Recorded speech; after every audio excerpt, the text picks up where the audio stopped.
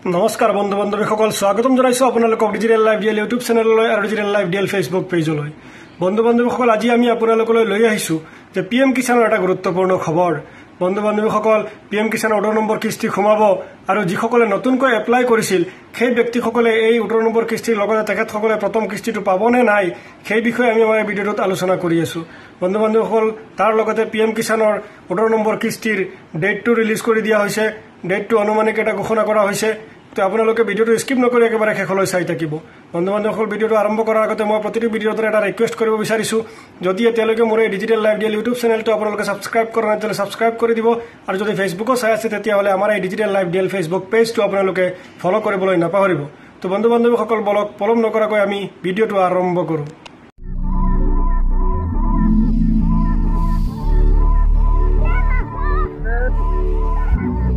বন্ধু বান্ধৱীসকল আজি আমাৰ ভিডিঅ'টো হৈছে যে পিএম কিষাণৰ এটা গুৰুত্বপূৰ্ণ খবৰ, আৰু সেই গুৰুত্বপূৰ্ণ খবৰটো হৈছে যে পিএম কিষাণৰ 18 নম্বৰ কিস্তিটো সোমাব। আৰু লগতে আমি আপোনালোকক জনাইছো যে এটা অনুমানিক ডেটো ঘোষণা কৰা হৈছে যে অহা অক্টোবৰ মাহৰ শেষৰ ফালে, ইয়ানি 27-28 তাৰিখত পিএম কিষাণৰ 18 নম্বৰ কিস্তিটো সোমাব পাৰে। আৰু আমি আপোনালোকক জনাইছিলো যে পিএম কিষাণৰ যিসকলে নতুনকৈ এপ্লাই কৰিছিলে সেই ব্যক্তিসকলে 18 নম্বৰ কিস্তিৰ লগতে তেখেতসকলে তেওঁলোকৰ প্ৰথম কিস্তিটো পাবনে নাই। বন্ধু বান্ধৱীসকল তেখেতসকলে পাবনে নাই সেই বিষয়ে আমি আপোনালোকক জনাই আছো। তেতিয়াহ'লে সিহঁতে কি কৰিব লাগিব সেই বিষয়ে আমি আপোনালোকক জনাই আছো।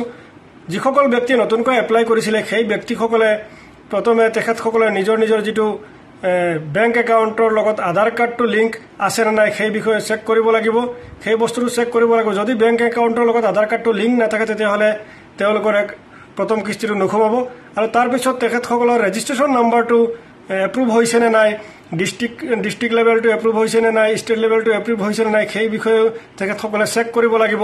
যদি ডিষ্ট্ৰিক্ট লেভেল বা ষ্টেট লেভেল এপ্ৰুভেল পায় বা হয় তেতিয়াহ'লে তেখেতসকলে ৰেজিষ্ট্ৰেশ্যন নাম্বাৰ ওলাই আহে, তেতিয়াহ'লে হয়তো তেখেতসকলে পিএম কিষাণৰ 18 নম্বৰ কিস্তিৰ লগতে তেখেতসকলৰ প্ৰথম কিস্তিটো সোমাব পাৰে। তো বন্ধু বান্ধৱীসকল তেখেতসকলে কেনেকৈ চেক কৰিব যে তেখেতসকলৰ ডিষ্ট্ৰিক্ট লেভেল বা ষ্টেট লেভেলটো এপ্ৰুভ হৈছে নে নাই, নিজে চেক কৰিব পাৰিব নিজৰ মোবাইলত।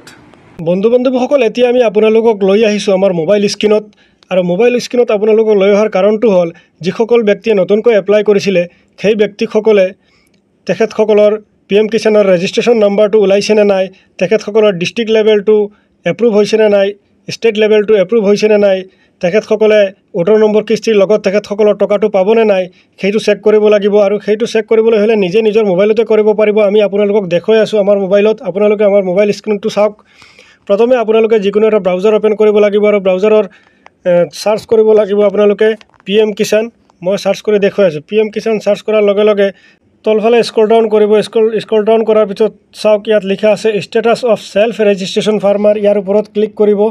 ক্লিক কৰাৰ লগে লগে আপোনালোকৰ আধাৰ কাৰ্ড নাম্বাৰটো মাৰিব দিব। বন্ধু বান্ধৱীসকল ইয়াত অলপ ছাৰ্ভাৰ এৰৰ দেখুৱাই আছে, আমি আকৌ ট্ৰাই কৰি আছোঁ।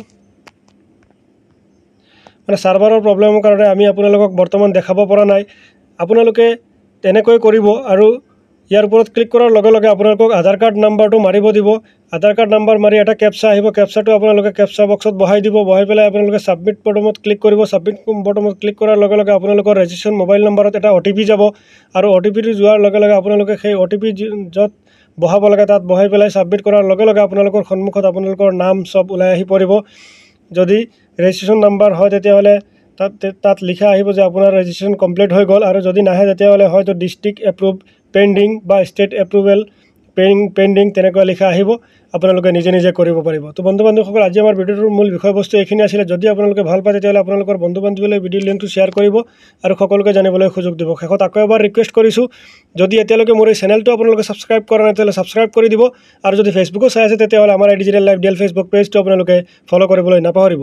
তো আজিলৈ ইমানেই। Thank U, bye bye. লগ পাম নতুন এটা ভিডিঅ'ৰ সৈতে।